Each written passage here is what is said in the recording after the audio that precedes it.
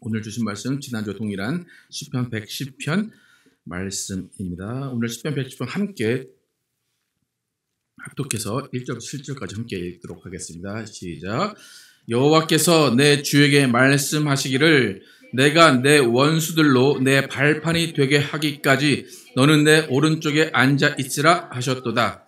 여호와께서 시온에서부터 주의 권능의 귤을 내보내시리니 주는 원수들 중에서 다스리소서. 주의 권능의 날에 주의 백성이 거룩한 옷을 입고 즐거이 헌신하니 새벽 이슬 같은 주의 청년들이 주께 나오는도다. 여호와는 맹세하고 변하지 아니하시리라. 이르시기를 너는 멜기세덱의 서열을 따라 영원한 제사장이라 하셨도다. 주의 오른쪽에 계신 주께서 그의 노하시는 날에 왕들을 쳐서 깨뜨리실 것이라. 문 나라를 심판하여 시체로 가득하게 하시고 여러 나라의 머리를 쳐서 깨뜨리시며 길가의 시냇물을 마심으로 그의 머리를 드시리로다. 아멘. 물과 피로 임하신 영원한 제사장이라는 제목으로 은혜를 나누겠습니다. 지난주와 동일한 본문으로 다윗이 예언한 예수님에 대해서 살펴보겠습니다. 시편 100편 이 다윗이 주라고 부른 그분은 하나님의 오른편에 앉아 있다라는 것을 지난주에 살펴봤습니다. 그러니까 하나님의 오른편에 앉아 계시기 때문에 신적인 존재일 수밖에 없다. 여호와의 동등한 자리에 계시기 때문에 신일 수밖에 없고 그 다윗의 주는 결국 다윗보다 먼저 계셨고 다윗보다 더 뛰어난 분이심을 고백했습니다. 이런 다윗의 예언을 통해서 예수님은 이 땅에 오시고 그 다윗의 예언이 이루어짐을 직접 설명하시고 선포하셨습니다. 그래서 우리의 믿음, 교회의 근간, 교회의 기초는 예수님은 신이라는 것, 예수님 하나님의 아들로서 우리를 구원하시는 분이라는 것을 믿는 것, 그것이 교회의 믿음, 우리의 신앙입니다. 단순히 예수를 신이라고 믿는 믿음, 그것 하나만으로도 우리는 만족할 수 있고 그거 하나만으로 우리는 구원을 받는 것입니다. 우리는 예수 믿는 믿음을 가질 때 좀 더 확실한 다른 무언가 눈에 보이고 손에 잡히는 것을 보기를 원합니다. 예수를 믿으면 갑자기 부요해지기를 희망하고 나의 인생이 스펙타클하게 뭔가 바뀔 것을 소망합니다. 그러나 예수 믿는다고 해서 갑자기 뭔가 변화되는 일은 없습니다. 예수를 믿는 감격은 있어요. 근데 그 감격도 한 두세 달 지나면 시들시들해지는 것이 예수를 믿는 감격입니다. 그러니까 예수를 믿는 믿음은 오히려 현실을 직시하게 만들고 현실이 어떠한가를 깨닫게 합니다. 현실을 허황되게 보거나 과장하고 부정하고 포장하는 것이 아니라 그저 세상이 믿지 못하는 예수님을 믿는 그 감격에 우리는 소망을 가지고 천국을 바라보는 것, 그 변화뿐입니다. 여러분, 예수 믿고 현실을 부인하려고 하지 마시기를 축복합니다. 예수 믿고 현실을 견디고 살아내시기를 축복합니다. 그래서 우리의 삶의 현실은 예수를 믿고 나서도 고난은 없어지지 않습니다. 왜 그럴까요? 예수를 믿으면 계속해서 즐겁기만 하고 계속해서 평안하기만 하고 좋은 일만 일어날 것 같았는데 사실 현실은 그렇지가 않다는 것을 우리는 경험합니다. 왜 그럴까? 오늘 1절에서 3절 읽어보도록 하겠습니다. 1절에서 3절 시작. 여호와께서 내 주에게 말씀하시기를 내가 내 원수들로 내 발판이 되게 하기까지 너는 내 오른쪽에 앉아 있으라 하셨도다. 여호와께서 시온에서부터 주의 권능의 귤을 내보내시니 주는 원수들 중에서 다스리소서. 주의 권능의 날에 주의 백성이 거룩한 옷을 입고 즐거이 헌신하니 새벽 이슬 같은 주의 청년들이 주께 나오는도다. 지금 우리가 읽은 이 구절 가운데 왜 우리가 예수를 믿어도 계속 고난이 있고 어렵고 슬프고 그런 일들이 있는지 이유가 나와 있어요. 왜 그럴까요? 지금 읽은 본문 중에 여호와도 있고 주도 있어요. 그런데 마지막으로 하나 남아있는 신적 존재가 있어요. 누굴까요? 원수죠. 에너미라고 하는 그 원수가 분명히 있습니다. 근데 문제는 뭐냐면요. 예수님이 원수들을 발판 산다고 그래요. 그러니까 무슨 말이냐면 예수님이 원수들을 발 아래. 여러분 그런 걸 경험한 적은 없겠죠? 누군가를 발 아래 밟아본 적 혹시 있으십니까? 밟혀본 적은 있나요? 예수님이 마귀를 발 아래 두고 밟는 상황이 있대요. 근데 그게 언제일까요? 여러분 지금 우리가 살고 있는 상황이 예수님이 마귀를 발 아래 두고 있는 상황일까요? 마귀가 활개치고 다니는 상황일까요?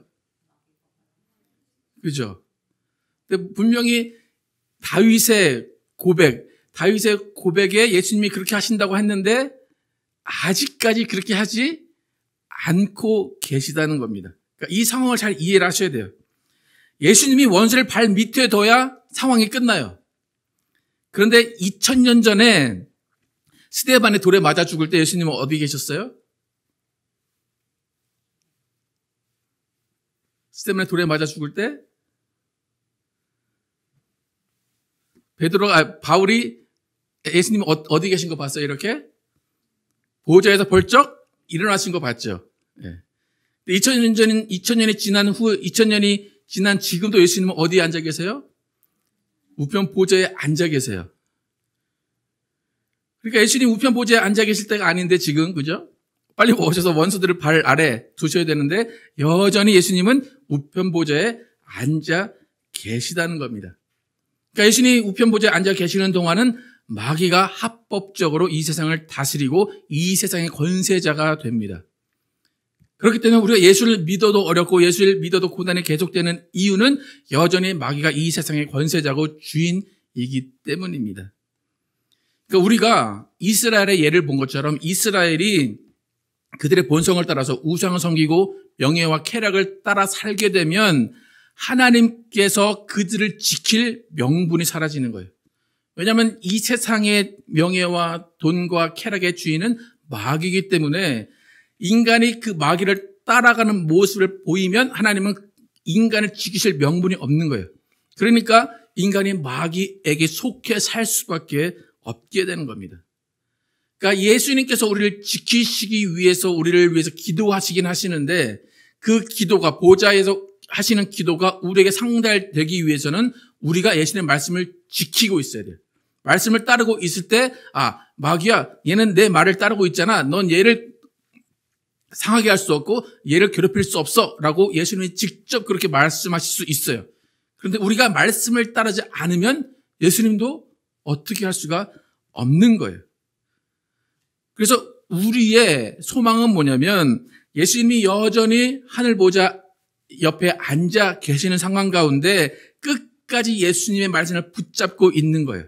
끝까지 예수님 따라갈게요 라고 붙어 있는 그 상황을 계속해서 이어가다가 마지막 날에 주가 오시는 그날에 마귀가 예수님 발 아래 있을 때 우리는 그때야 비로소 해방과 자유를 얻게 되는 거예요. 아까 3절 다시 한번 읽어보도록 하겠습니다. 시작. 주의 권능의 날에 주의 백성이 거룩한 옷을 입고 즐거이 헌신하니 새벽 이슬 같은 주의 청년들이 주께 나오는도다. 언제 된대요? 주의 권능의 날에.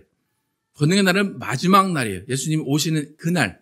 마지막 날에 우리 모두가 그때야 비로소 하나님 앞에 예수님 앞에 자유로운 모습으로 평화로운 모습으로 아무 걱정 없는 모습으로 나오게 된다는 것입니다. 지금 한국어 성경에는 누가 주께 나온대요? 주의 청년들이 그죠? 네. 어떻게 할까요? 여러분 나올 수 있습니까? 없습니까? 한국어 성경이 좀 잘못 번역이 된 거예요. 영어 성경이 어떻게 됐어요? 맨 마지막에 You will receive the dew of your youth예요. 그러니까 여러분 한 30년 전인가요? 몇십 년 전에 유스가 언제였나요?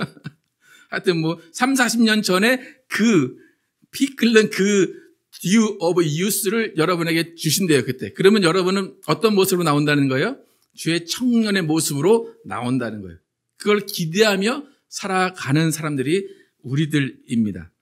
그래서 청년 같은 모습으로 주께 나오는데 그때는 마지막 날, 주의 권능의 날에 그렇게 된다는 거예요. 그래서 그걸 소망하면서 그 소망하는 그 가운데 예수의 말씀을 듣고 믿고 따르는 삶이 우리의 삶입니다.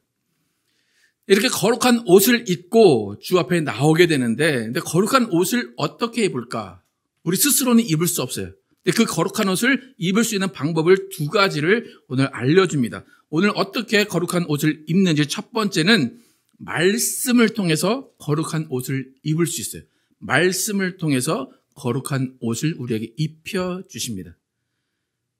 여러분, 예수를 믿는 이유, 교회를 다니는 이유, 예배를 드리는 이유, 첫 번째도 두 번째도 세 번째도 말씀입니다. 여러분, 예배 가운데 어떤 분들은 찬양하는 시간이 제일 좋을 수도 있어요. 그죠? 어떤 분들은 뭐 다른 시간이 좋을 수 있는데 예배의 가장 중요한 시간은 뭐 제 입장에서 얘기해서 그렇지만 무슨 시간입니까? 예, 말씀이 있어요. 그러니까 설교라는 것은 제 말을 들으라고 오시는 것이 아니라 예수님이 어떤 말씀을 하셨는지 설명하고 예수님이 어떤 말씀을 하셨는지 깨닫기 위한 것이 설교입니다. 말씀이 우리 영혼 가운데, 말씀이 우리 삶 가운데 어떤 역할을 하는지 몇 가지 성경 구절을 보도록 하겠습니다. 처음부터 요한복음부터 시작. 살리는 것은 영이니 육은 무익하니라. 내가 너에게 이른 말이 영이요 생명이라. 예수님이 말씀하셨어요. 그다음에 베드로가 뭐라 대답했는지 시작. 시몬 베드로가 대답하되 주여 영생의 말씀이 주께 있사오니 우리가 누구에게로 가오리까. 그다음에 요한복음 12장 시작. 나를 저버리고 내 말을 받지 아니하는 자를 심판할 이가 있으니 곧 내가 한 그 말이 마지막 날에 그를 심판하리라. 에베소서 시작. 이는 곧 물로 씻어 말씀으로 깨끗하게 하사 거룩하게 하시고 자기 앞에 영화스러운 교회로 세우사 티나 주름 잡힌 것이나 이런 것들이 없이 거룩하고 흠이 없게 하려 하심이라. 예수님이 말씀으로 이 땅에 오셨고 그 예수님이 하신 그 말씀이 우리를 구원하고 그 말씀이 우리를 심판하고 말씀이 우리를 이끌어 간다는 거예요. 그래서 베드로가 고백한 게 뭡니까? 모든 사람들이 예수를 다 떠났어요. 많은 사람들이 예수를 막 웅성웅성 거리면서 따라왔는데 결국에 예수님의 모습을 보고 실망했어요. 다 떠나니까 예수님께서 야 너도 나 떠날 거냐? 그랬더니 베드로가 뭐라 그래요? 아니요. 나는 예수님의 영생의 말씀이 계시기 때문에 안 떠납니다. 그런 거예요. 기적이 있어서가 아니라 예수님의 영생의 말씀이 있기 때문에 나는 안 떠납니다. 라고 분명히 말씀에 초점을 맞추고 있습니다. 여러분, 믿음은 언제 생깁니까? 믿음은 어떻게 생긴다고 그래요? 들음으로. 뭘 들어요? 말씀을 들음으로 믿음이 생깁니다. 그 믿음을 통해서 또 예수를 알게 되고 믿음을 통해서 영생을 얻게 되고 믿음을 통해서 거룩하게 되는 거예요. 그러니까 결국에 말씀을 통해서 영생하고 말씀을 통해서 믿음이 생기고 말씀을 통해서 거룩하게 되는 겁니다. 그래서 교회의 존재 목적은 영혼을 구원하는 것인데 그 구원은 말씀을 통해서 이루어집니다. 여러분, 교회 오래 다녔다고 구원받는 게 아닙니다. 기도 많이 한다고 구원받는 게 아닙니다. 뭐를 깨달아야 돼요? 말씀을 깨달아야 구원받고 영생하는 겁니다. 말씀으로 영이 살아나고 말씀으로 생각이 변하고 말씀으로 삶의 모습이 변화해야지만 우리는 거룩한 옷을 입고 권능의 날에 예수 그리스도를 만날 수가 있는 겁니다. 여러분, 오직 말씀이 우리를 살린다는 것을 기억하시기를 축복합니다. 생명의 말씀이 없는 교회는 죽은 교회일 수밖에 없습니다. 그래서 목사가 목숨을 다해서 진리와 생명의 말씀을 깨닫고 전해 주어야 합니다. 그러니까 이 시간에 제가 앞에서 뭐 정치 얘기나 경제 얘기나 무슨 우스운 얘기를 할 시간이 없어요. 여러분의 영혼을 살리는 이야기, 진리, 예수 그리스도의 말씀밖에 전해줄 수밖에 없는 겁니다. 여러분이 설교 시간이 내가 죽고 사는 시간이다라고 생각하셔야 됩니다. 그래서 여러분의 설교를 통해서 예수님을 알고 예수님의 말씀을 깨닫고 나를 돌아보는 기회로 여긴다면 그 시간에 여러분의 영혼은 살아나는 것입니다. 여러분의 안에 생명이 있다는 것을 깨닫는 시간이 되기를 축복합니다. 두 번째, 우리가 거룩한 옷을 어떻게 입는가? 첫 번째는 말씀이었다면 두 번째는 예수의 피로 거룩하게 됩니다. 요한계시록 7장 읽어보겠습니다. 요한계시록 7장 13, 14절 시작. 장로 중 하나가 응답하여 나에게 이르되 이 흰 옷 입은 자들이 누구며 또 어디서 왔느냐? 내가 말하기를 내 주여 당신이 아시나이다 하니 그가 나에게 이르되 이는 큰 환난에서 나오는 자들인데 어린 양의 피에 그 옷을 씻어 희게 하였느니라. 피에는 생명이 있고 피는 죄를 씻습니다. 근데 피로 죄를 씻는다는 것이 성경의 법칙인데 하나님께서 율법, 이스라엘에게 준 율법에 피가 어떻게 사람의 죄를 씻는지 방법을 알려주셨어요. 근데 두 가지 방법이 있어요. 하나는 뭐냐면 동물의 피를 대신 뿌려서 사람의 죄를 사해 주시는 거예요.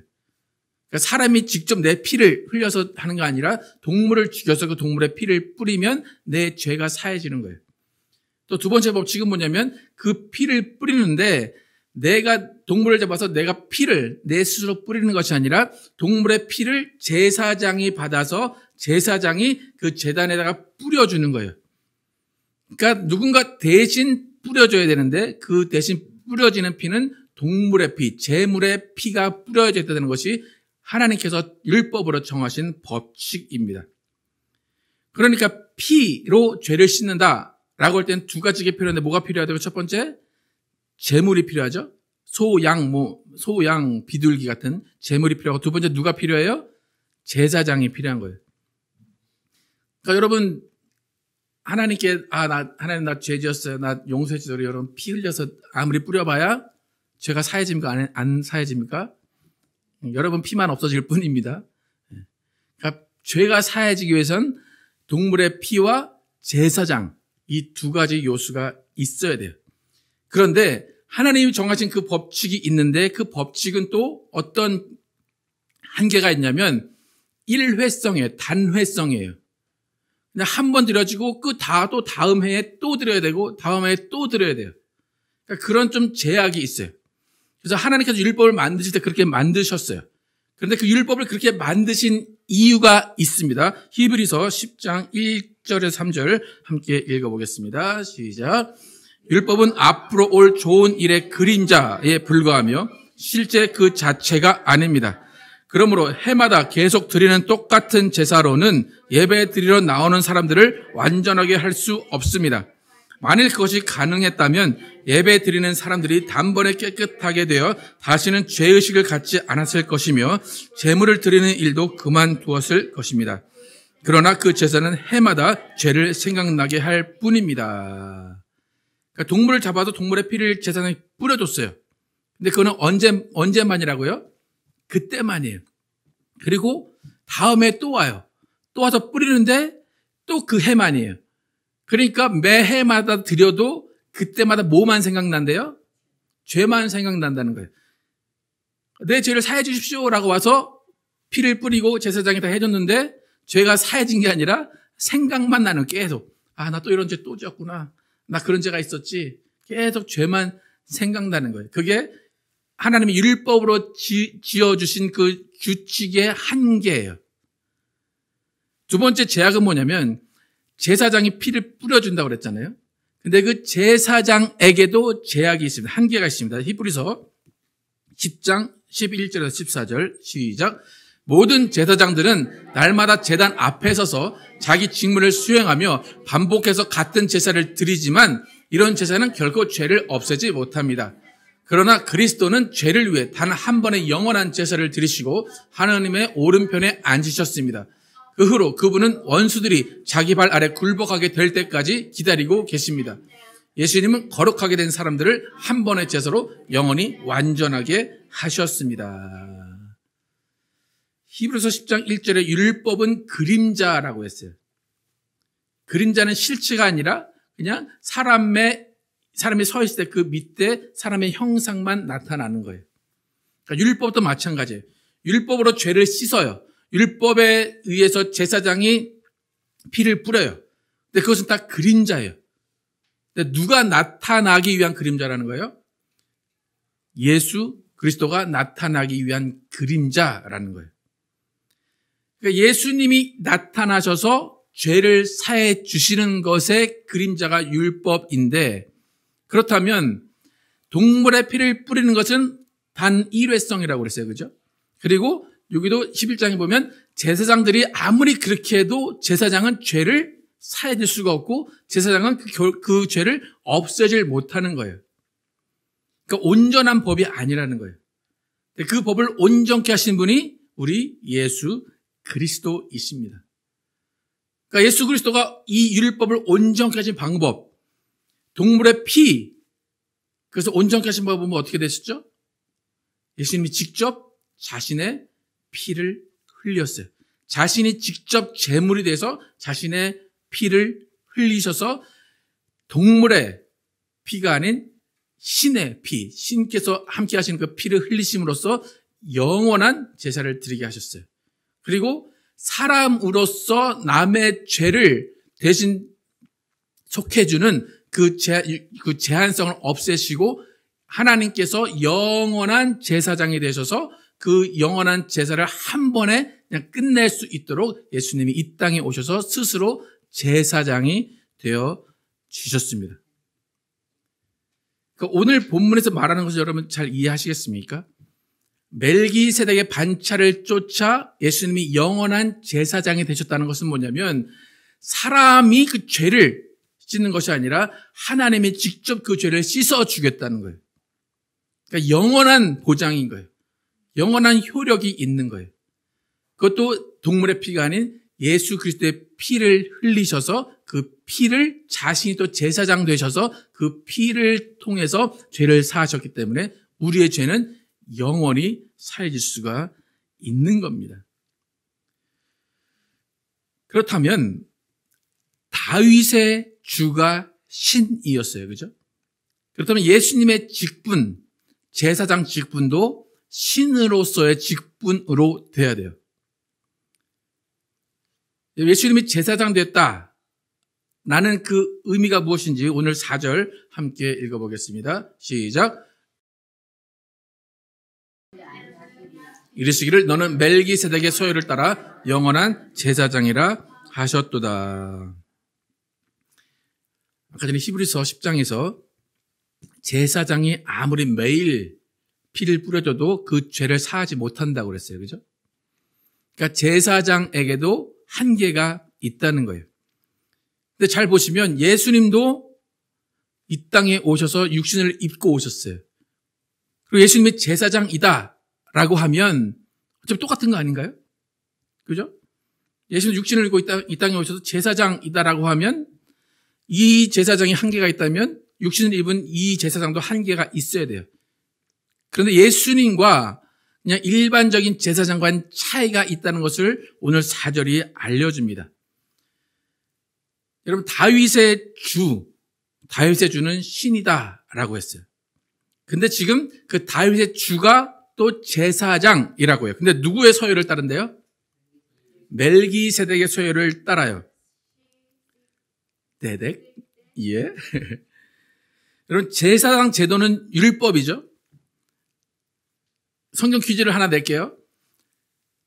이스라엘 12지파 중에 제사장이 될 수 있는 지파는 누구입니까? 어떤 지파입니까? 그죠? 예수님은 어떤 지파입니까?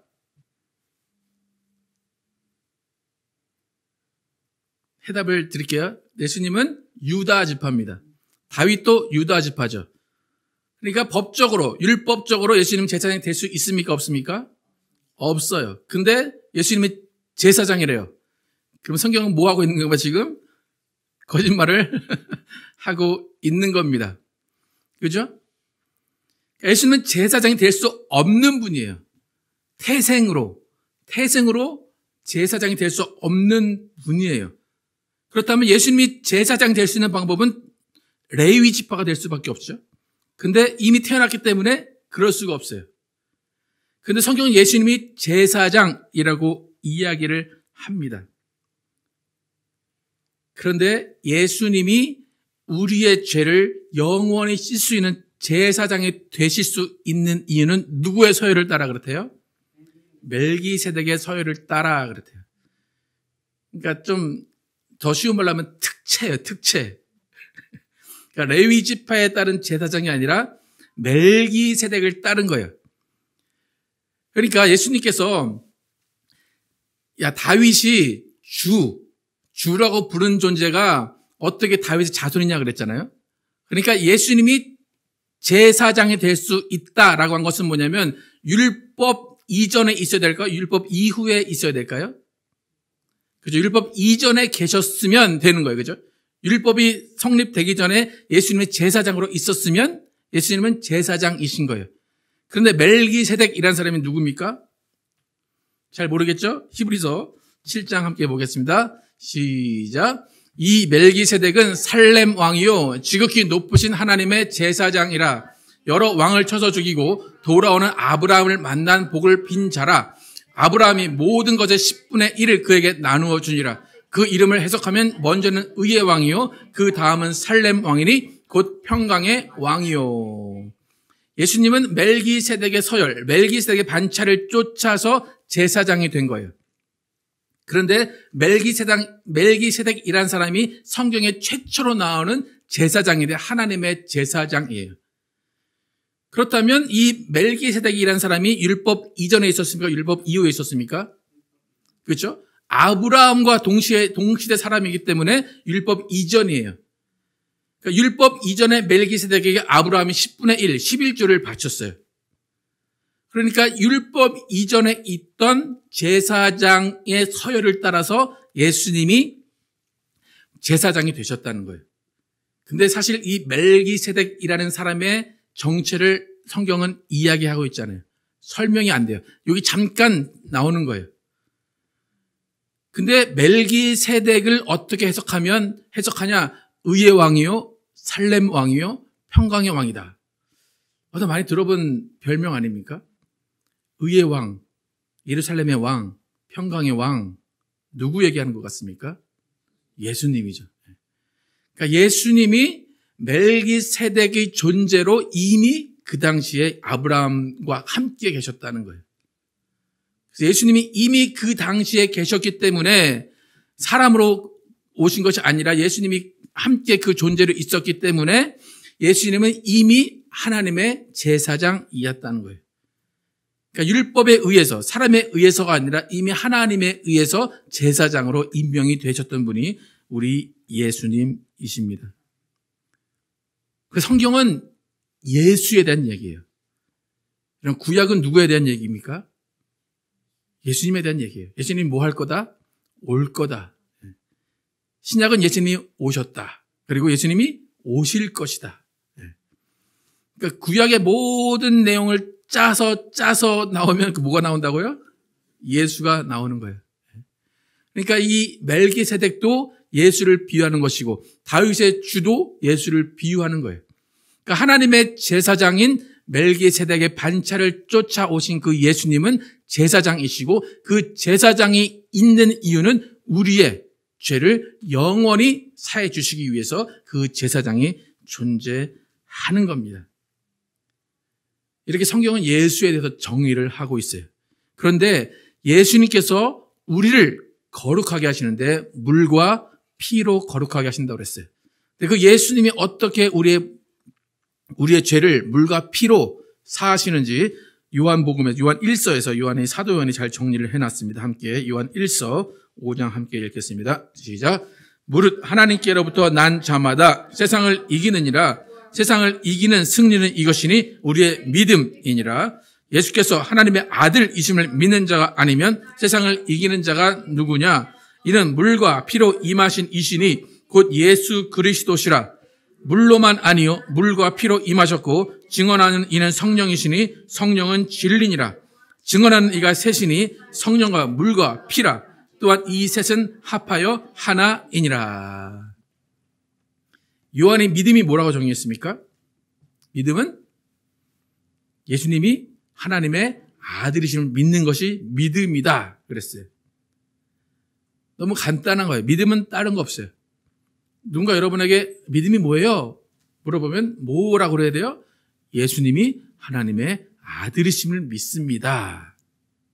그런데 그 하나님의 아들이신 예수님은 뭐와 뭐로 임하셨다고요? 물과 피로, 그죠? 물과 피로 임하셨는데 그것을 증거하시는 분은 누구예요? 성령님이에요. 그러니까 물과 피라는 것, 물은 말씀을 이야기해요. 말씀을 이야기하는데 그 말씀은 예수님이 하신 말씀은 다 누구의 말이에요? 그죠? 아버지의 말이에요. 예수님은 자의로 말씀하신 게 하나도 없어요. 예수님이 말씀하신 것은 다 아버지의 말씀이에요. 그리고 이 땅에서 누가 피를 흘렸어요? 예수님이 피를 흘렸어요. 그것을 누가 증거한대요? 성령이 증거한대요. 그래서 이 셋은 뭐래요? 하나인 거예요. 그러니까 이게 삼위일체에 대한 이야기예요. 그래서 우리가 죄사함 받고 우리가 구원받고 우리가 영생하는 것은 이 삼위일체께서 함께 일하셔서 우리가 영원히 살고 죄사함을 받는 겁니다.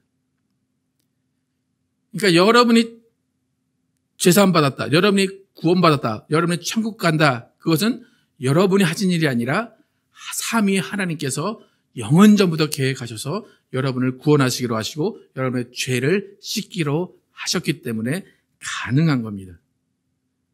우리는 이것을 믿는 거예요.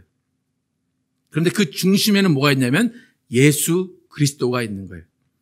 그 예수 그리스도가 피 흘리셨는데 그 피는 하나님이신 분이 오셔서 피 흘리셨다는 거예요.